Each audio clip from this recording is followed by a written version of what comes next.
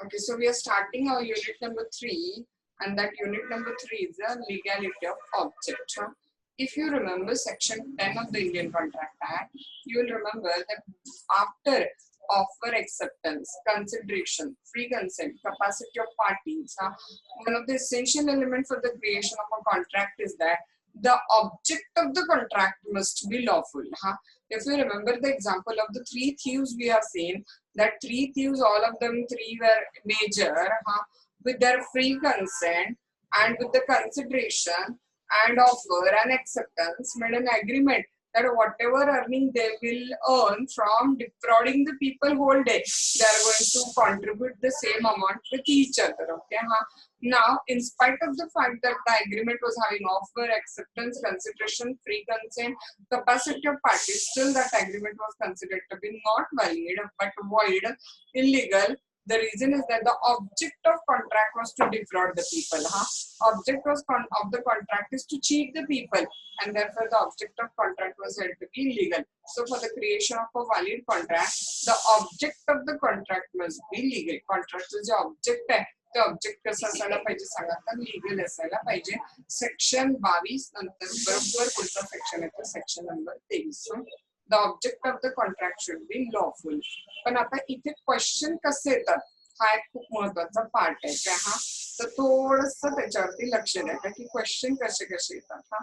Number 1 part इथे लक्षात ठेवा की क्वेश्चन नंबर 1 जो आपल्याला पेपर मध्ये येऊ शकतो तो क्वेश्चन नंबर 1 आहे की when the consideration or object of the contract is said to be lawful.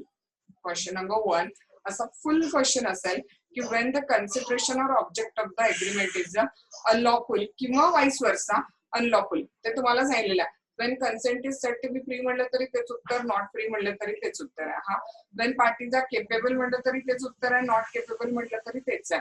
फक्त उलटं करायचं. केपेबल म्हटलं तर मग major, sound mind and not disqualified, आणि इनकेपेबल म्हटलं की minor, unsound mind and disqualified. तसंच इथं आहे की काही 5-6 पॉइंट दिले ते असले तर कॉन्ट्रॅक्टचा ऑब्जेक्ट आहे अनलॉफुल, आणि ते 6 पॉइंट कॉन्ट्रॅक्ट मध्ये नसले की ऑब्जेक्ट आहे लॉफुल. त्यामुळे तो मॅटर करत नाही. when the consideration or object of the agreement is unlawful किंवा lawful. असा क्वेश्चन नंबर काय येईल सांगा आपल्याला 1 येईल. सगळी जर तुम्ही इकडे तिकडे लक्ष देत असला आता काही मोबाईल ऑन करून तर प्लीज अटेन्शन द्या. काय मी आता जे सांगते ते कळलं तर तुम्हाला क्वेश्चनचा खूप सोपा क्वेश्चन आहे, पण तुम्हाला काय आल्यावर काय लिहायचं आहे हे लक्षात घेणं फार महत्वाचं आहे. तर त्यामुळे जरी तुमचं अटेन्शन इकडं तिकडं असेल तर अटेन्शन काय करा तर थोडस इकडे द्या तुम्ही ते अटेन्शन. सगळ्यांचं अटेन्शन आहे. हो मॅम. लक्ष द्या व्यवस्थित, म्हणजे तुम्हाला कळेल की नेमकं काय चाललेलं आहे.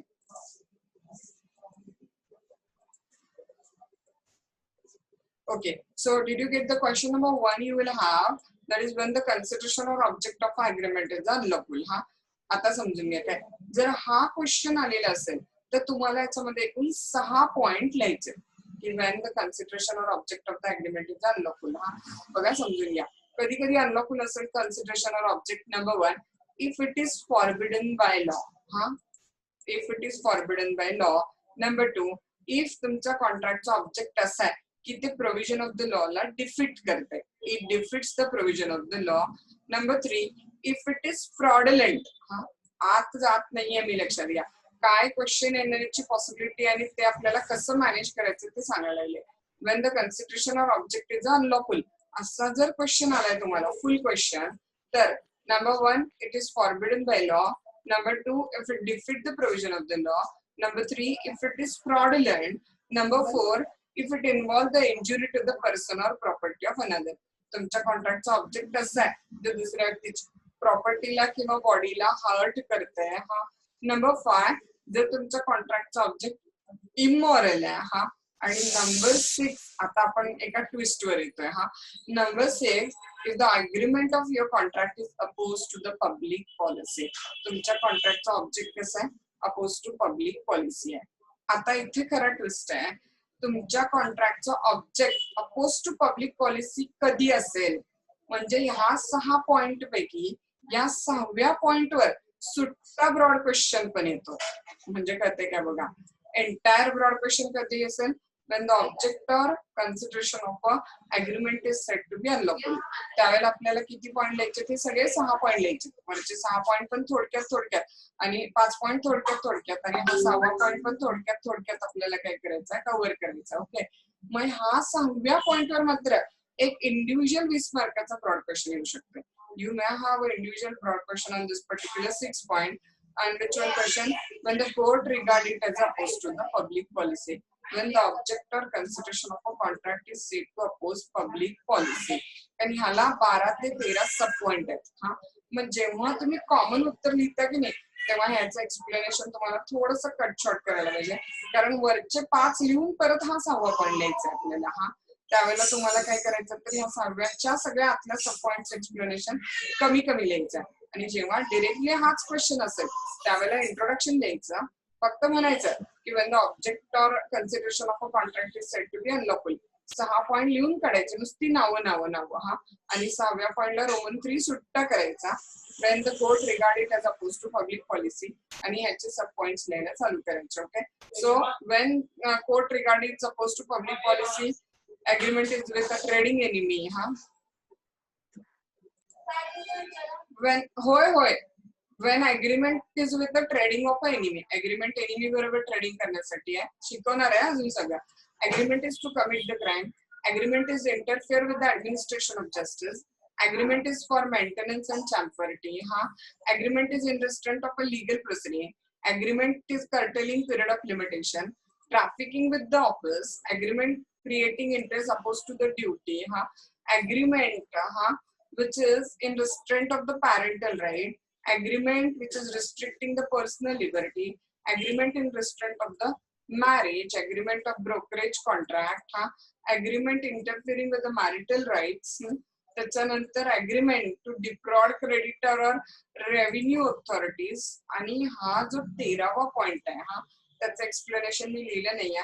हा 13व्या पॉइंट वर agreement in restraint of a trade सुट्टी शॉर्ट नोट पेपरला विचारतो. चुकून विचारलं तर broad question I don't know, मी ब्रॉड क्वेश्चनचा इक्वल उत्तर लिहून दिले तुम्हाला, बट मेजॉरिटी केसेस मध्ये त्या 13व्या पॉइंटवर काय विचारतील सांगा आपल्याला, तर एक सुट्टी ब्रॉड क्वेश्चन विचारू शकतात. हा, किंवा सुट्टी शॉर्ट नोट विचारू शकतात. म्हणजे क्वेश्चन मध्ये क्वेश्चन असे एकूण टोटल किती क्वेश्चन आहेत सांगा, तर ह्याच्यामध्ये 3 क्वेश्चन ह्या क्वेश्चन मध्ये येतात. कळलं काय बघा मी काय सांगितलं, किंवा कुणाला काय डाऊट असेल तर मला विचारा, मग आपण उत्तर काय करूया तर आज जायला चालू करूया तिथं.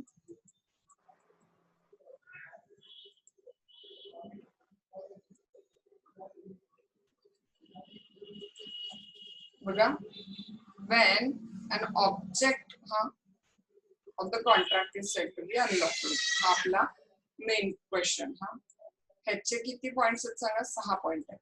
1 2 3 4 5 6.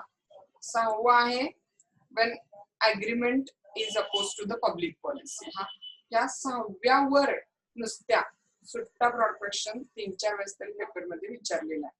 या 6व्याचे 13 सब पॉइंट्स आहेत आणि या 6व्याच्या 13 सब पॉइंट पैकी 13वा जो सब पॉइंट आहे त्या 13वा sub point agreement in restraint of the trade त्याच्यावर सुट्टी शॉर्ट नोट पेपर मध्ये आलेली आहे. म्हणजे जेव्हा हा मूळ क्वेश्चन असेल when the object of the agreement is said to be unlawful, nor when the object or consideration of agreement is said to be unlawful, त्याला तुम्हाला 6 पॉइंट लिहून 6व्याचे 13 पॉइंट थोडक्यात काय करायचे तर एक्सप्लेन करायचे. म्हणजे 6व्याचे 13 आणि हे वरचे 5 असं म्हणलं तर एकूण तुमचे 18 पॉइंट होतात. त्यामुळे मटेरियल कमी.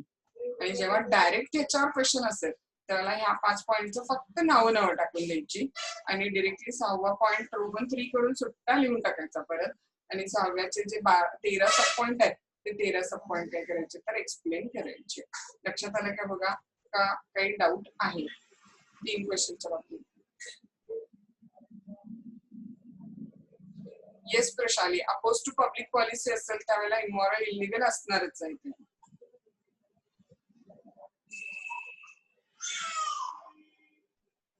यशस्वीला लक्षात आलंय, त्यांनी थंबअप केलेलं आहे. बाकीच्यांना लक्षात आलं मी काय सांगितलं? रेवती, निलेश, राम. Yes ma'am.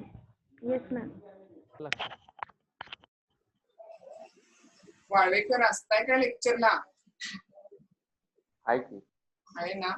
कळलं का सांगितलेलं? हा. टेस्टचा पेपर सॉल्व्ह करून पाठवून द्या दुपारी आज तुम्ही पण.